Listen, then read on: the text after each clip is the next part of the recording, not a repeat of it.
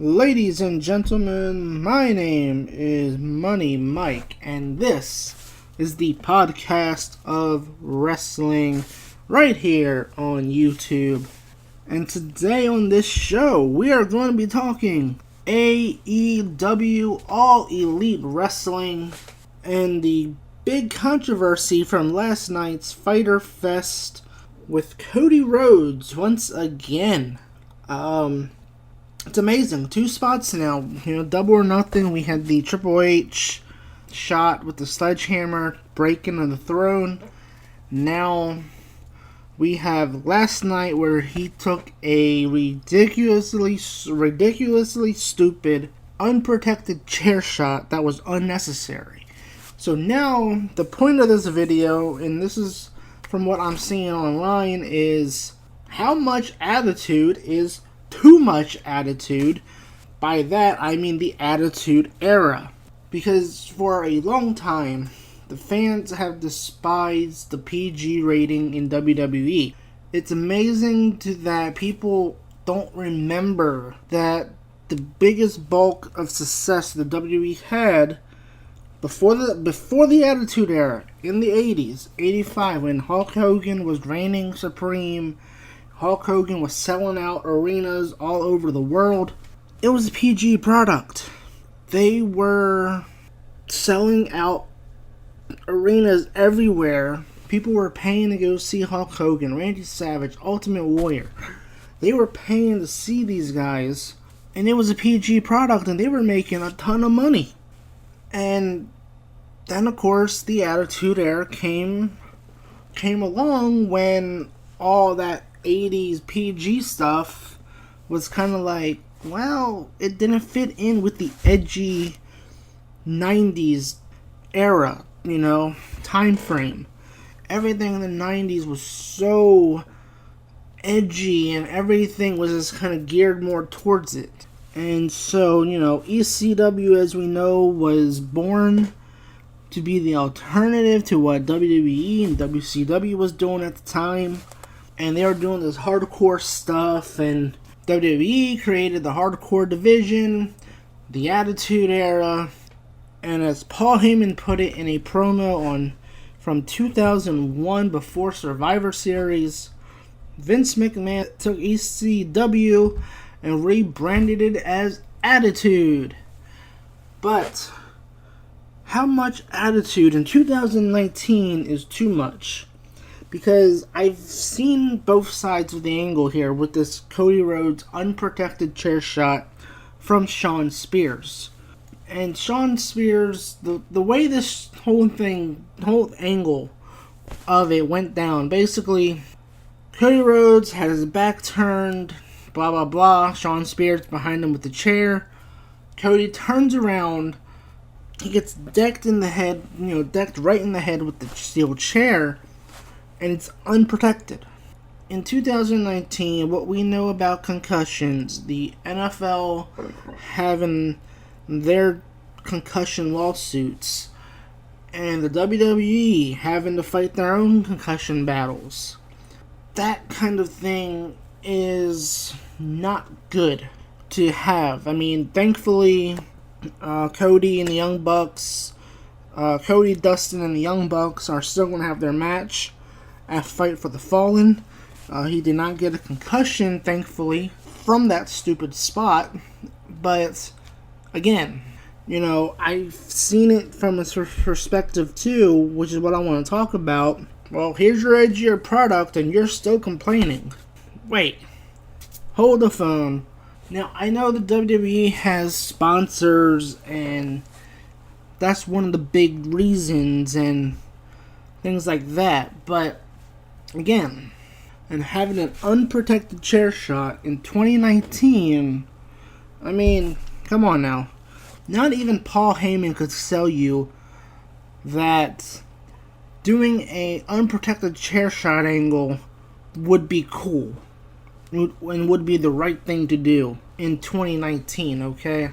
The Attitude Era was born from being a product of its time. The 90s were edgy, everything was edgy, and the fans just did not like the PG product anymore. So the times changed. WWE had to change. They adapted, they evolved before they could perish, if I could just use the evolution reference from Triple H. The WWE adapted at a time that realistically WCW was kicking their ass in the ratings for 84 straight weeks. And WWE had to change. They adapted before they perished. And, you know, we have the WWE Network.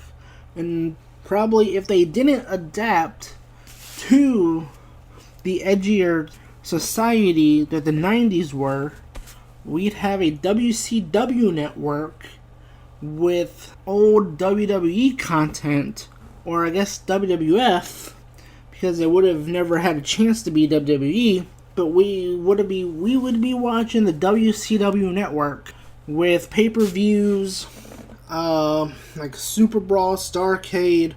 We'd be watching all these pay-per-views today on the WCW network if it wasn't for the Attitude Era and Vince changing and adapting his company to the times. And unfortunately, we live in a world today where something like that, an unprotected chair shot, would be socially so unacceptable. I mean, you cannot, even with the goofiness, the gimmick, you know, the whole thing gimmicky, world of pro wrestling, you know, you can't really do something like that. And, you know, the WWE has at times have tried to become edgier, or they've done edgier angles, and they've gotten backlash for it. And it's like, wait, the fans have been saying you want the WWE to be an edgier product, but the WWE gives you attitude and you complain. Like, yes, I do see it from that perspective, where people are saying that, hey, fans are complaining because, you know, are still complaining about attitude when we want attitude. So I see that perspective, and I agree with that. When the WWE does do edgier stuff, we should be thankful for it, because it's a rarity that it happens. I go back to what I talked about a while ago leading up to WrestleMania with Ronda Rousey breaking kayfabe, and I'll leave a link in the description to that podcast where I talked about Ronda Rousey breaking kayfabe and how freaking awesome it was, and then people were complaining that she was breaking kayfabe when just this was 2019, 8 years ago. We just passed the 8-year anniversary of the CM Punk pipe bomb, when he sat up on that stage and he let his feelings out. But the entire thing leading up to it, where it felt like a shoot, even though it was all scripted and it was leading up to CM Punk and John Cena, there were parts of that where you could watch it and tell that was not supposed to have been said. And I'll give you an example. In that pipe bomb, CM Punk name dropped Paul Heyman. When he name dropped Paul Heyman, that crowd gasped. It was like, oh my gosh. You know, at this point, we've not seen Paul Heyman since 2006. That was 2011, so it had been 5 years. So when Punk name dropped Paul Heyman, then it was like this big gasp, like, oh, I don't think he was supposed to say that, but I like that. You know, he name dropped Brock Lesnar, you know.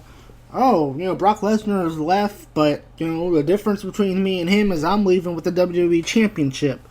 He name dropped Hulk Hogan at a time when Hulk Hogan had just come to TNA.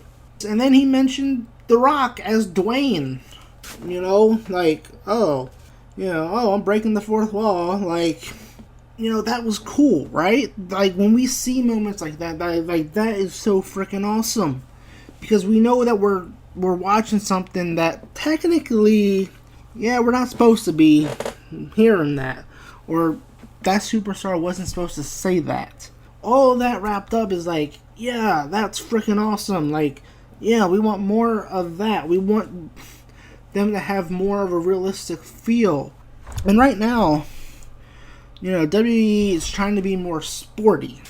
They want to have no commercials during matches because essentially they want to, because essentially, let's face it, take kayfabe out the window.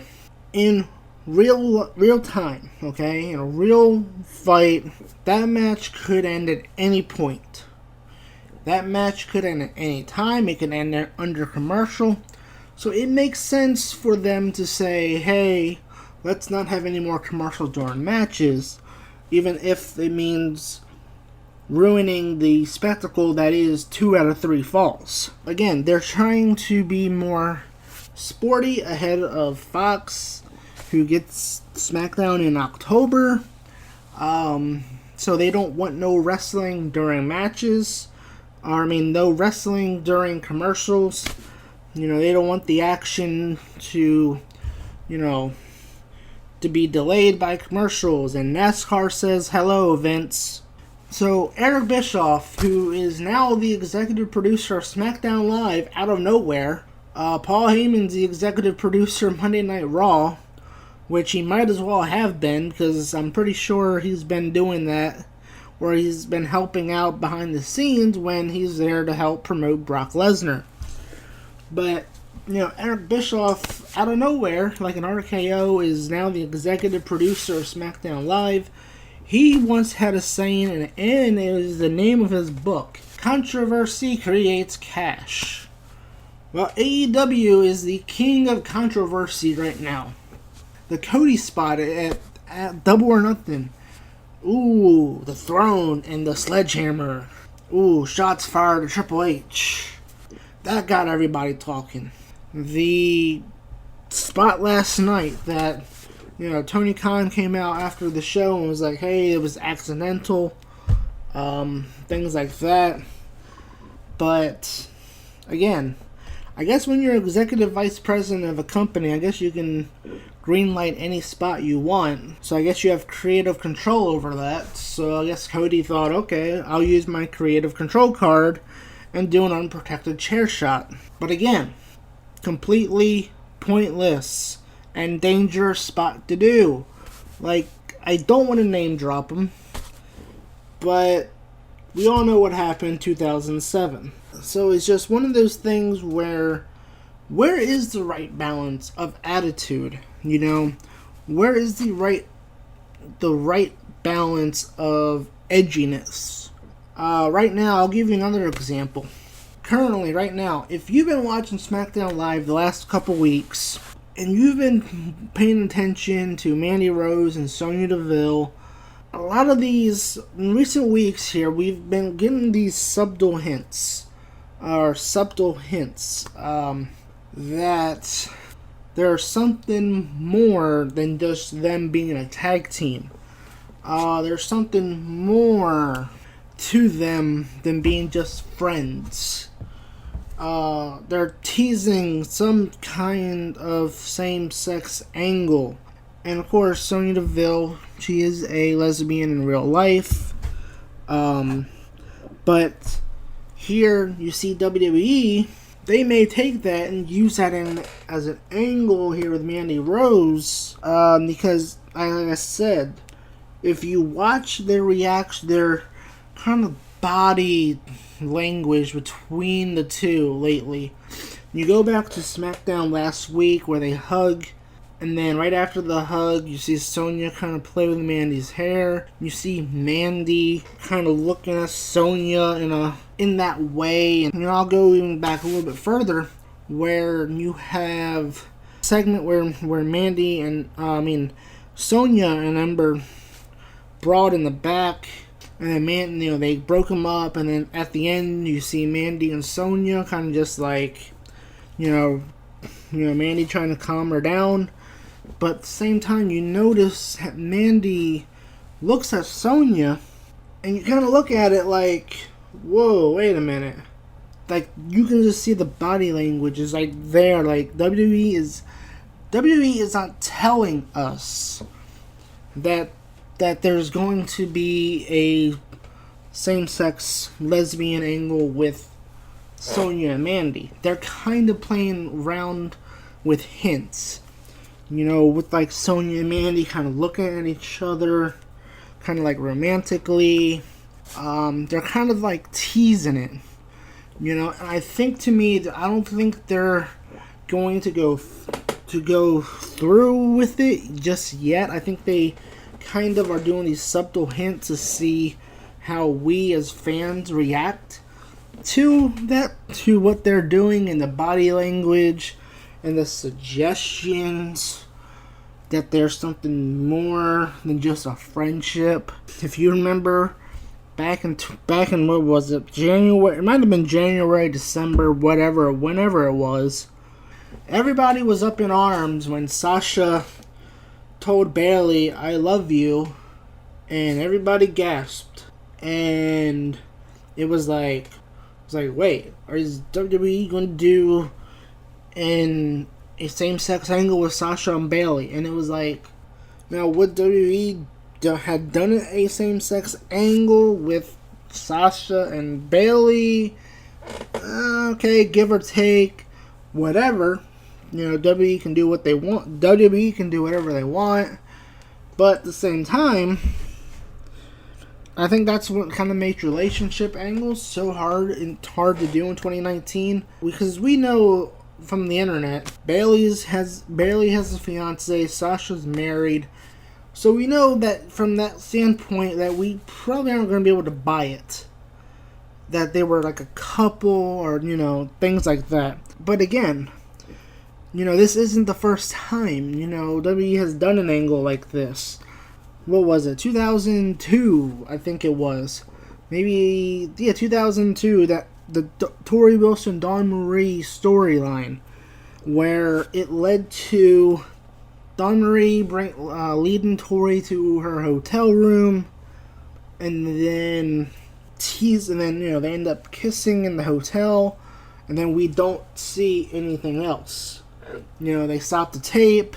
So WWE has done things like this before, but I'm already seeing like backlash in terms of, like, you know, people are talking about it like, oh, are they going to do a same-sex angle with Sonya and Mandy? And people are like, oh my god, they're pushing an agenda. Like, the announcers they're not talking about it on commentary. Like, if WWE wanted to push an agenda with this, I think they would treat it as like Becky and Seth's relationship and mention it every freaking second on commentary if they were going to push an agenda like this. Because to me, again, I'm completely okay with a same-sex angle, you know, because within the storyline context of wrestling, at the end of the day, it's entertainment. These are basically advanced stuntmen and women that go out there and perform for us like 300 days out of the year. So, you know, for me, you know what? It's wrestling, it's entertainment. But as long as the angle is done right, with respect, then I think that WWE could pull off a same-sex angle, Sonya and Mandy dating. Maybe you could even use it where Sonya flirts with whoever's Mandy's like feuding with, and you know, if Mandy's fighting the champion or like fighting Bailey, you know, Sonya can take Bailey out on dates and take advantage of a situation like that as a way to distract Bailey to help Mandy win. Or you could even play it off where Mandy wants Sonya to do that, and Mandy is taking advantage of Sonya by having her do it so that she doesn't have to do a whole lot of work. And again, you know, how much attitude is too much attitude, you know? Let's go back to the beginning of the year. The pointless segment with Alexa Bliss where she was topless, where a guy who was giving her coffee walked in on her when she was changing. What was the point of that? And then, again, just like what they're doing now with Mandy and Sonya, where they're dropping hints, they're not specifically telling us. They're dropping hints as a way to kind of be like, okay, let's gauge the audience and see how they react before we jump in on the angle. And I think they were trying to be a little bit edgy until they did the whole thing with Alexa Bliss being topless. And then they did the Mandy Rose, luring Jimmy Uso to the hotel. She takes off the robe. She's in lingerie, and fans were complaining about that. It was like, well, yeah, they were complaining about it, but again, when you sit there and you pretty much bash all the things of how the company treated women in the past, about how bad it was, bra and panties matches, bikini contest, all these other things that they used to do, the WWE 24 series, and watch the thing with the Women's Revolution. Like, to me, they sit there and talk about how, they were just used as, objects, and they have bra and panties matches, things like that. And they would degrade this as terrible. They would condemn that. And then you do the segments with Alexa and Mandy. It's like you do those segments after bashing everything and how you treated the women back then. Then you're kind of contradicting the women's revolution. So it seems like the WWE cannot make up its mind. One day they're out there saying, hey, let's, women's revolution and good PR and blah, blah, blah. And now you do kind of segments where you have the women kind of act the way that they acted back then. And it's kind of like, well, which one is it?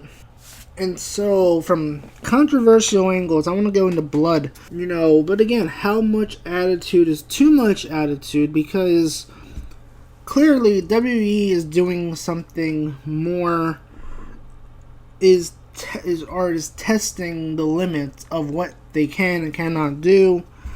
We see them stop matches for blood, and Double or Nothing, we saw Goldust, his face had blood all over it, and thing is that WWE has basically outlawed blood. But when you watch Double or Nothing, Cody versus Dustin, one of the things that really stood out to me was that it sold so much of the match. It sold the story, it told the story of the match. The will for Dustin to keep going. Even though he's covered in blood, the will to keep going, blood can still be good. Blood can still be good in wrestling when used right. Blood was used right. The storyline, the story that it told, it was fantastic. And the WWE is so anti-blood that they're really missing out on the opportunity, a big opportunity to tell more of a story. I'm not saying that we need to have their superstars be gashed open the hard way, or that they need to be blading again. No. It's just that when done right, blood in wrestling can be used to tell the perfect story. WWE, they shied away from it. Again, they're missing out on big time story selling opportunities by not having blood. When the feud calls for it, use blood. That's what, like, the big complaint. WWE still does Extreme Rules, which is the next pay-per-view. Why do we have an Extreme Rules pay-per-view when it's PG? And why do we have a Hell in a Cell angle? It's PG. Just because, hey, here's some blood. Now shut up. We don't need the WWE to do that. Like, hey, you want blood? Fine. Here, Roman Reigns. Here, take a blood capsule. Look. Go, whatever. And then just be like, boom. There. Are you happy? We gave them blood. Haha. Blood can be used to tell the right story. It was done right at Double or Nothing, and WWE has made the decision to stay away from it, and that's their decision. In 2019, we gotta understand as fans that the times have changed. Asking people or asking wrestling companies to do Attitude Era like things is not just going to happen. There can be enough attitude when done right. Like Cody Rhodes, I think he said "Oh, I want to kill the Attitude Era." Again, you can be edgy, but you don't have to do it completely with an unprotected chair shot, which was completely stupid, and give yourself a concussion and potentially take yourself out of the match in 2 weeks and have to cancel the Young Bucks versus the Rhodes brothers because Cody got a concussion from a spot that was unnecessary. So that put that match in risk. And again, I brought it up earlier. The NFL's going through their concussion lawsuits. And because of that, we have a more safer product than the NFL. They're trying to remove hits, things like that. And the fans hate it because we want our big hits. We want the helmets. We want people launching onto another player, blah, blah, blah. We want the old NFL defenses to come back. And again, we have to realize that's not going to happen in this day of age. And again, it's a product of the time that we live in, where everything is, just outright offensive to any, where everything is offensive to people, because people just have to find something to be offended about. And so that's why we can't have the Attitude Era, and that's why when we do Attitude Era like things like AEW is doing, it still gets a lot of uproar and complaints because we gotta be upset about something and we can't just enjoy it for the entertainment that it is. So I don't know. How much attitude is too much attitude? Let me know in the comments below, what is the right amount of attitude that a wrestling company in 2019 can have, and what is too far? Look, you can be as different from WWE as you want, but having unprotected chair shots is not the one way to be different from them. I've been your host, Money Mike. Let me know in the comments below what you thought about my rant today. And subscribe for more to the podcast of wrestling. The Front 7 podcast will be back shortly. And I will have more with the podcast of wrestling this week as I talk about Eric Bischoff, Paul Heyman taking over as executive producers of Monday Night Raw and SmackDown Live. Also, I will be talking about, I will have a list of 5 teams that were better options for Seth Rollins and Becky Lynch at Extreme Rules instead of continuing to waste them with Baron Corbin and Lacey Evans. I've been your host, Money Mike, and I'll be back with more of the podcast of wrestling very shortly.